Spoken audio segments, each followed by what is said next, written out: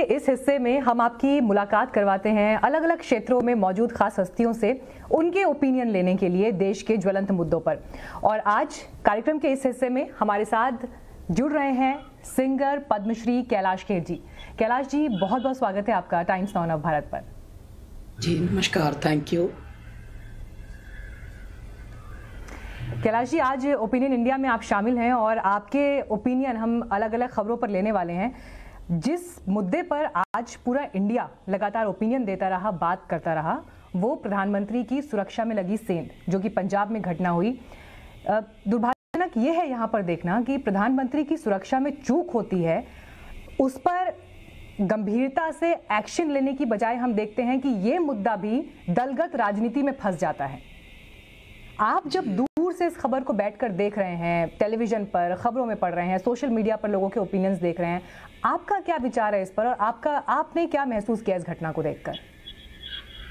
जी, मैंने ये महसूस किया कि भारत में प्रगति तो बहुत कर रहे हैं लोग अलग अलग क्षेत्रों में भी, परंतु भारत में चरित्र घटे हैं। अब ऐसा नहीं कि पहले बहुत ये चीजें नहीं हुई हैं, पहले भी हुई हैं, लेकिन अब जो चरित्रवान लोग हैं, ईमान वाले लोग हैं, वो कम हुए हैं। और अब इसका प्रमाण है ये जीता जागता, जिसको सारा मीडिया तंत्र चूक चूक बोल रहा है, वो चूक हो ही नहीं सकती।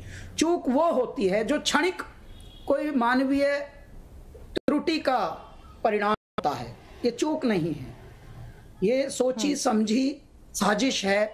और इस साजिश या षड्यंत्र के पीछे मैं आपको एक बात बताता हूं कि प्रधानमंत्री, वो भी भारत जैसे देश, भारत जैसे प्रजातंत्र का, लोकतंत्र का, मैं आपको बता दूं, ये एक गरिमामय इंस्टीट्यूशन है, ये गरिमामय एक संस्था है, ये सिर्फ पद नहीं।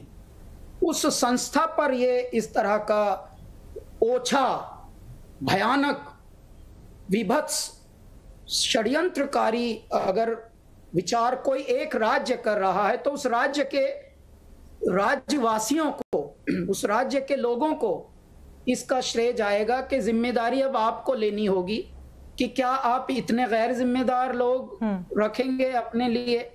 तो ये बहुत सजग होने की जरूरत है, वरना क्या होगा कि इस तरह से ये पता चल जाता है कि आपकी बातचीत से मैं ये समझ पा रही हूँ, आपकी बातचीत से मैं समझ पा रही हूँ कि आप इस तरफ इशारा कर रहे हैं कि इसे सिर्फ एक लापरवाही नहीं कहा जा सकता, ये प्लान्ड तरीके से इस घटना को अंजाम दिया गया, एक साजिश है। लेकिन क्या आप ये मानते हैं कि देश में एक ऐसी परिस्थिति खड़ी हो गई है? जी कैलाश जी, क्या आप मानते हैं कि मौजूदा वक्त में या बीते कुछ घटनाओं पर भी हम ध्यान दें तो एक ऐसी परिस्थिति खड़ी हो गई है कि ऐसे मुद्दे जिन पर पूरे देश को एकजुट होना चाहिए, चाहे वो सर्जिकल स्ट्राइक का मामला हो, चाहे पुलवामा में हुई आतंकी घटना हो, यानी राष्ट्रीय अस्मिता से जुड़े हुए जो मुद्दे होते हैं, वहां पर भी पॉलिटिकल डिफरेंस हावी दिखाई देते हैं, विचारधाराएं हावी दिखाई देती हैं ऐसे मसलों पर भी। क्या आप ऐसा महसूस करते हैं? वही मैं बताना चाहता हूं कि जब बात देश की होती है तो परवाह नहीं शेष की, ये विचार होना चाहिए।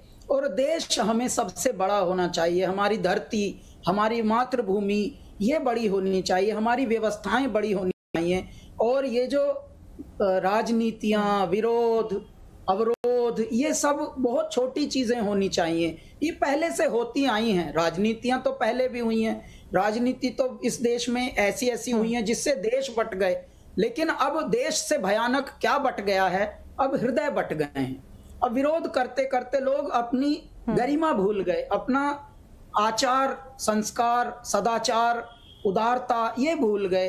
अब बहुत ज्यादा दुखदाई ये स्थिति है कि यदि किसी एक ऐसे खंड में, जिस खंड के लोगों ने इस देश की रक्षा के लिए अपने परिवारों की भी बलिदानी दी है, उस ऐसे खंड के लोग यदि इस तरह की गैर जिम्मेदारी और इस तरह की बात दिखाएंगे तो ये अच्छा संदेशा नहीं जा रहा है पूरे विश्व में। पूरे विश्व में एक ऐसा संदेशा जा रहा है कि जिस अखंड भारत की बातें कर रहे हैं लोग, ये देख लो जी उनकी हालत है। तो यहाँ सभी लोग जिम्मेदार हैं, सिर्फ ये राजनीति न कहा जाए।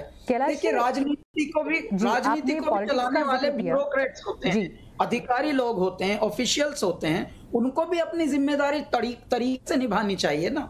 इतिहास कैसे रचे जाते हैं। आज उनकी भी ये बहुत बड़ी लापरवाही का एक प्रमाण है कि उन्होंने भी जिम्मेदारी नहीं निभाई। नहीं तो कई बार क्या होता है, आप बड़े से बड़े ऑर्डर, चलिए हम तो लगातार टाइम्स नाउ नवभारत पर कैलाश जी ये बात कह भी रहे हैं। जी कैलाश जी, हम तो टाइम्स नाउ नवभारत पर लगातार ये बात कह भी रहे हैं कि जिम्मेदारी और जवाबदेही तय होनी चाहिए, क्योंकि ऐसे मामलों में कम से कम मिसाल बननी चाहिए कि दोबारा फिर ऐसी घटनाएं ना हो। तो आप आज ही एग्जाम्पल सेट करिए। लेकिन उससे बड़ी तस्वीर जो राजनीतिक बयानबाजियों में कैलाश जी दिखाई दी, प्रधानमंत्री जब फ्लाईओवर पर फंसे 20 मिनट के लिए और जब वो वहां से भटिंडा एयरपोर्ट पहुंचे तो उन्होंने जो ऑफिशियल्स वहां मौजूद थे उनको एक लाइन कही। उन्होंने कहा, थैंक यू कहना अपने मुख्यमंत्री को, मैं जिंदा लौट पाया, मैं जिंदा लौट पाया, प्रधानमंत्री के ये शब्द थे। और हमने देखा कि कांग्रेस पार्टी के ही कुछ लीडर्स ऐसे थे जिन्होंने ये तक कहा कि प्रधानमंत्री तो डर गए वहां जाने से, अपने लोगों से उन्हें किस बात का डर है। तो ये एक तरफ प्रधानमंत्री ये कह रहे हैं कि वो जिंदा लौट आए और दूसरी तरफ कांग्रेस पार्टी जो बात कह रही है उनके नेताओं की तरफ से जिस तरह के बयान सामने आए, आपको लगता है कि ये बयान बहुत गैर जरूरी थे इस समय पर और कम से कम यहां पर थोड़ा सा संजीदगी के साथ व्यवहार करना चाहिए था, या ये सिर्फ नरेंद्र मोदी के खिलाफ नफरत है? नहीं, मैं यही बताना चाहता हूं कि जो भी लोग गैर जिम्मेदाराना अपनी तरफ से कोई भी वक्तव्य दे रहे हैं उनको भी थोड़ा सा सीखने की जरूरत है। इस पृथ्वी पर पद आएंगे, पद जाएंगे, पार्टियां भी आएंगी जाएंगी, मनुष्य, लेकिन जब तक वो मनुष्य ना हो, जब तक उसके चरित्र में मानवता ना हो, वो फिर मनुष्य नहीं होते।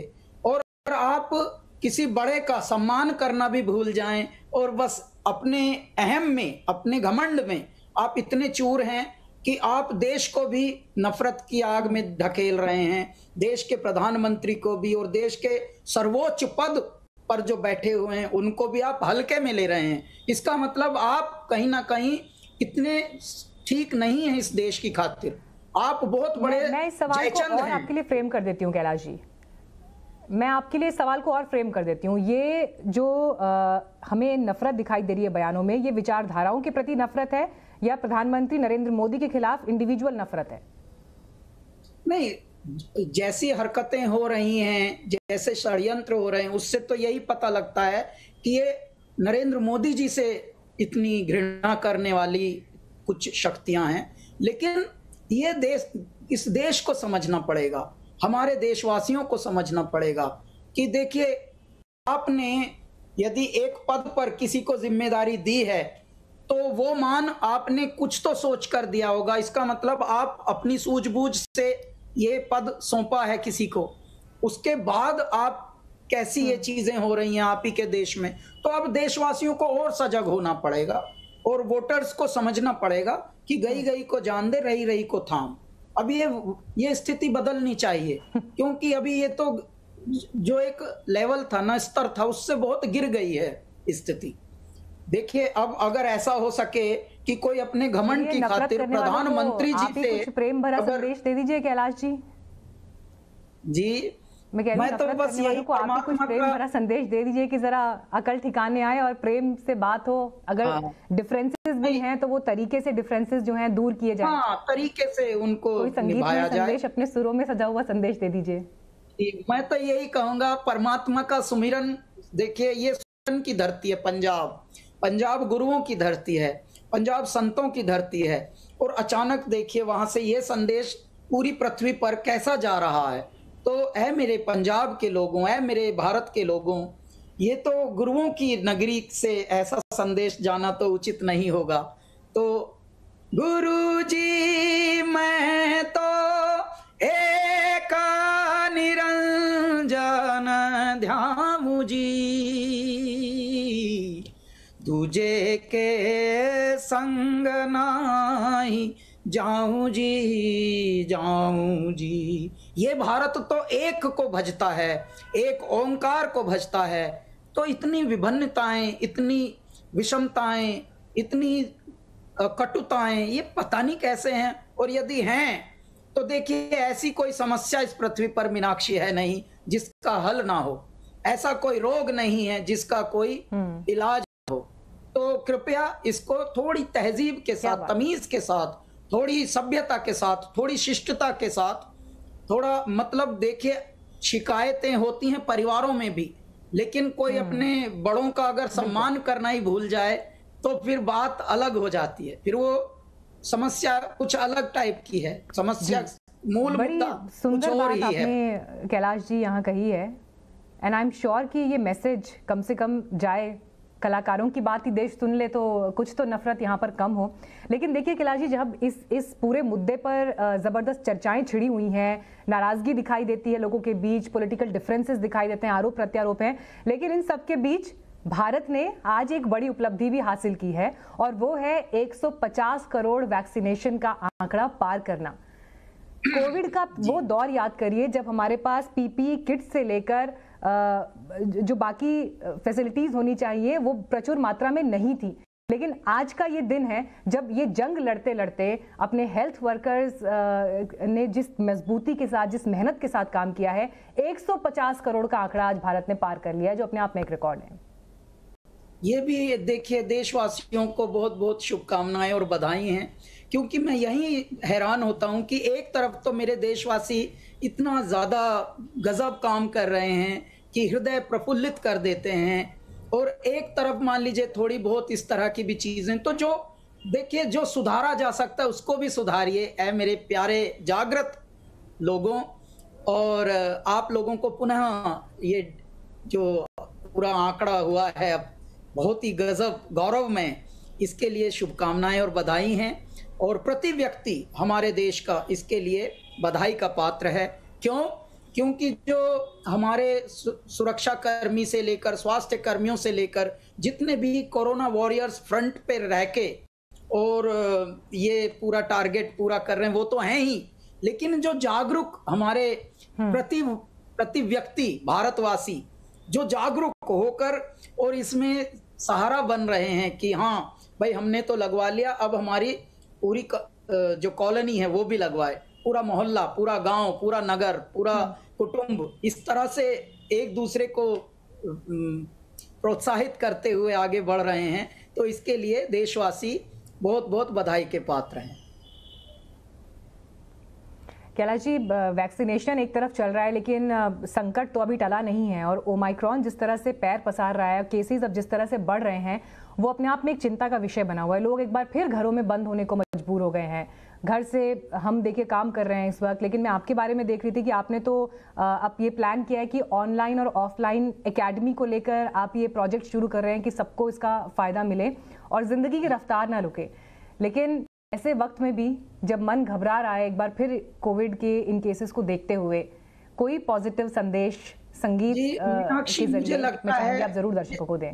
हाँ, मुझे लगता है इस पृथ्वी पर हर मनुष्य को संगीत सीखना चाहिए। क्यों सीखना चाहिए संगीत? संगीत से मनुष्य के अंदर का आत्मबल, आत्मविश्वास और उसका अनुशासन ये नियंत्रित हो जाता है संगीत सीखने भर से। अच्छा, आप जरूरी नहीं है कि आप गायक ही बने, ये आवश्यक नहीं है। जरूरी नहीं है कि आप संगीतज्ञ बन के इंस्ट्रूमेंटलिस्ट कुछ बन जाए ना, आप सीखिए भर, आपकी भाषा शुद्ध होगी, आपका मन शुद्ध होगा, और आपका जब नाद शुद्ध होता है, स्वर शुद्ध होते हैं, तो आपके अंदर अनुशासन भी पवित्र होता है। आपके बैठने मात्र से पता लग जाएगा कि वाह, आप कुछ ज्यादा सुसभ्य और सुशिक्षित हैं। तो अब ऐसी वाली स्थिति है और ज्यादा पैसे लगते नहीं हैं, हमारी ही विद्या है, हम ही को मिले। तो इस तरह से हम लोगों ने ये Kailash Kher academy for learning art ये प्रारंभ कर दी है, ऑनलाइन तो और ऑफलाइन भी अब तैयारी हो रही है उसी की। तो यही हमारा आग्रह है। हमने बड़ों के लिए भी, यानी बच्चों के लिए तो कोर्सेज हैं ही, बड़ों के लिए भी हमने कोर्सेज बनाए हैं जिनको हम सीनियर सिटीजन्स कहते हैं, और उन वृद्ध लोगों के लिए भी हमने संगीत के कुछ कोर्सेज ऐसे बनाए हैं कि कुछ नहीं तो मंत्र ही आके सीखिए। तो उससे क्या है कि आप देखिए, शरीर को तो आप दवाइयों से ठीक कर लेते हैं, लेकिन मन को कैसे करेंगे? मन के लिए संगीत है।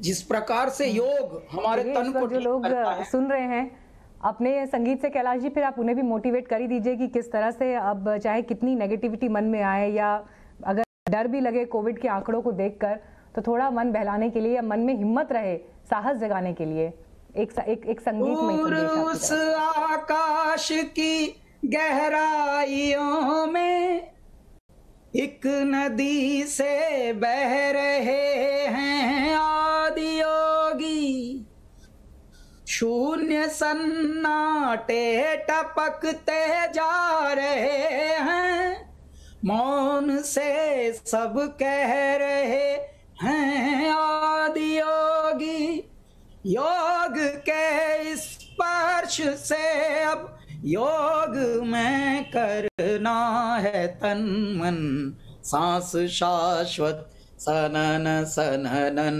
प्राण गुंजन घनन घननन, उतरे मुझ में आदि योगी, उतरे मुझ में आदि योगी। बहुत खूब। आप गाते हैं तो लगता है सिलसिला खत्म ही ना हो। इनफैक्ट लगता है कि आप फिर अगला गीत सुना दें, उसके बाद एक और गीत सुना दें, लेकिन आत्मा को छूती है भीतर तक कैलाश जी आपकी आवाज़।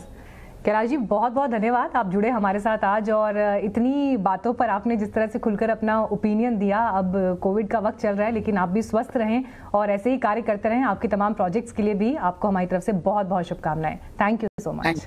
Thank you. नमस्कार।